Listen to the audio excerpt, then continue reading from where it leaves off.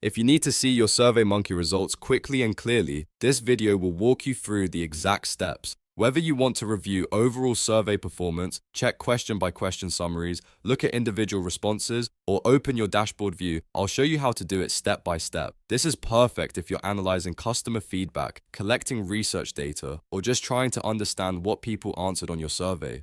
If this tutorial helps, make sure to hit the like button and subscribe for more simple software guides. Let's get into it.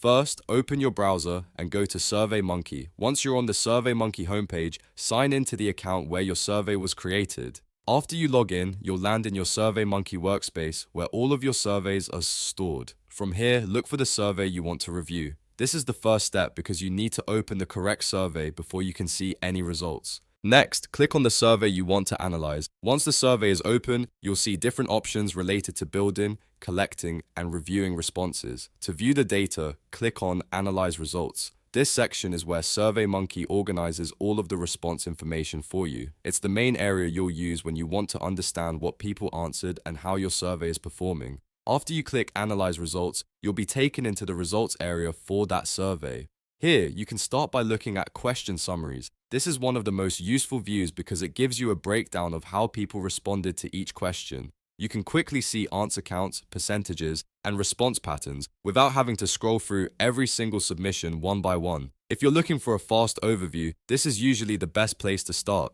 If you want more detail, click on Individual Responses. This view lets you inspect each submission separately. That's helpful when you need to check written feedback, compare answer patterns, or review a specific participant's response set. Individual responses are especially useful if you're doing research, checking survey quality, or following up on specific entries. It gives you a more personal, full record view of the data instead of just summary statistics. You can also click on Dashboards. The dashboard view is great if you want a more visual way to understand your survey results. It can help you quickly spot trends, compare answers, and present the data in a cleaner format. If you're sharing results with a team, a dashboard can make the information much easier to explain. It's a good option when you want the results to look polished and easy to digest. As you explore the results, take a moment to switch between these different views. Question summaries give you the broad overview, individual responses give you the raw submissions, and dashboards help you visualize the findings. Using all three together gives you a much better understanding of your survey data.